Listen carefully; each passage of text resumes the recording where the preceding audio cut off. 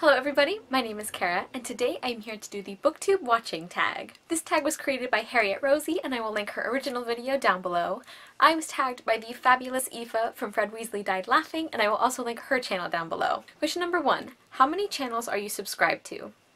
I want to say it's like around 200. That could be completely wrong, but I think it's probably around there. Almost all of them are BookTube channels, and then I'm also subscribed to a few beauty channels and a few like musical theater type performance things, but it's almost all BookTube. Number 2 is, when do you normally watch BookTube?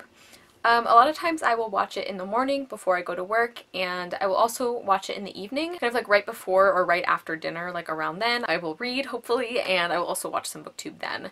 I have to sometimes do a lot of catch up on the weekends, depending on how my schedule is. So yeah, sometimes like Saturday I will just like binge watch a bunch of BookTube so that my watch later list doesn't like completely stress me out. Number 3 is, how do you balance BookTube watching, reading, and making your own videos? Good question, Harriet. For filming, I don't find it too difficult. I just make sure when I sit down to film, I always film more than one video, and I know which days, usually I know which days I'm going to have the time like to film, so I plan, like I kind of know what I'm gonna film, like I get things ready. If I'm going to use notes, which I don't always, then I will like get those ready and everything, and I do all the prep. BookTube watching versus like reading books is what I generally have a problem with, or I can sometimes, because it really stresses me out when I have a lot of unwatched like videos, and I also feel bad because it's like you want to support other people in the community, but you also, like, you're a booktuber, like you should be reading, and also we're booktubers, we want to be reading, like we love books. So I'm trying to get a little bit better about like having specific times that I like only will read, like non-negotiable, or like I will only catch up on BookTube, like just one or the other. Number 4, is there a difference between videos you like watching and videos you like making? Not really. I would say overall the ones I enjoy filming are the ones I enjoy seeing from other people, like especially things like wrap-ups. Wrap-ups are probably my like favorite video to film, and they're also some of my favorite videos to watch. For me it's fun because like I get to talk about like a lot of books at once, you know, especially if I have like strong feelings on them. And for watching other people's, I just really like it because it's like the end result, you know, is like you get to see what somebody, like if they've been anticipating a book, you actually get to see them talk about it. I don't know if that makes sense. Something I have found kind of funny is, before I started making BookTube videos, I almost never watched TBRs. Like, they just didn't interest me. I kind of thought, like, why would I care what you're planning to read? I just want to see what you actually have read. But since joining BookTube and actually starting to make my own videos, I actually really like watching TBRs, because it's like now that I'm like friends with these people, you see a book that you love that someone's talking about and you're like, oh, you should read that, and it's really fun to like kind of cheer each other on, especially for like readathons and things like that.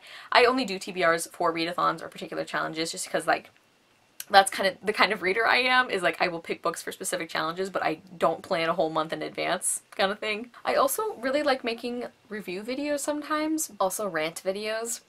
I love them. Number 5 is, who is the first booktuber you subscribed to, and do you still watch them? So when I first discovered this wonderful community of BookTube, it was pretty much like the big booktubers that I had discovered. Like, I think it might have been Jesse the Reader. I realized, oh my gosh, people talk about books on YouTube, that's amazing. It was him and like Christine from Poem Bananas Books, Kat from Catty-tastic. I don't really watch them regularly anymore. Like, if they have a specific video that I really like, then I will watch it, but yeah. Number 6 is, who is the most recent booktuber you subscribed to?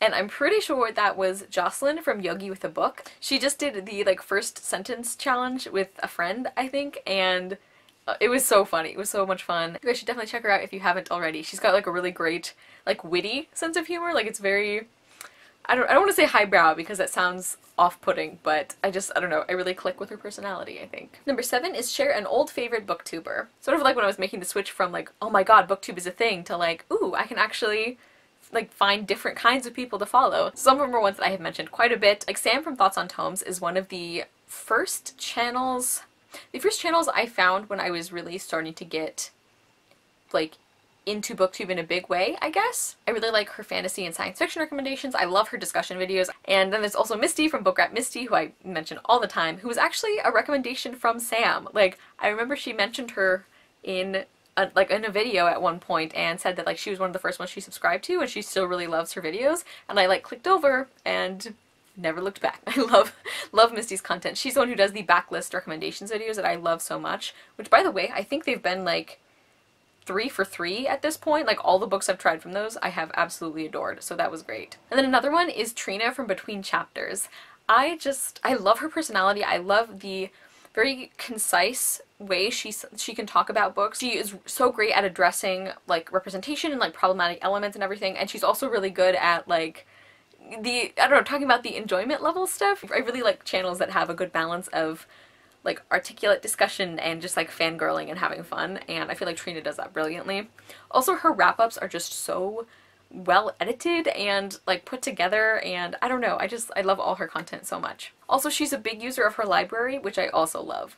Number 8 is share a new favorite booktuber, and there are so many that I could talk about. I'm currently working on my next like booktuber shoutouts video because it's been way too long since I did one, but I'm gonna mention Hannah from Linh Hermione, and she is just so lovely, and her personality is so like friendly and kind, and we have a lot of the same tastes in books, I think, so I really trust her recommendations, and she's just got like this very like personable feeling. She definitely deserves so many more subscribers, so please go check her out. I will link her channel, of course, down below as well. All of the people I talk about I'm gonna link below. Number 9 is what is one of your booktube pet peeves? Okay.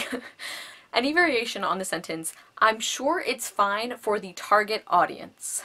And I run into it most with middle grade and YA books, but I'm specifically going to talk about middle grade because it's kind of what I've been noticing happening more. What makes me so upset about this is people act like age ranges are like their own genre, and that all books in that category are the same. And like I said, this happens a lot with YA, and I know it happens with adult too, but what I really have been noticing most recently is with middle grade, because there's been a couple of like really popular middle grade books, which is wonderful. It makes me so happy. Middle grade is such an underappreciated kind of grouping of books in publishing in general, I feel like. And like the number of times that I have been watching somebody talk about a middle grade book, and they say something like, the writing felt very middle grade.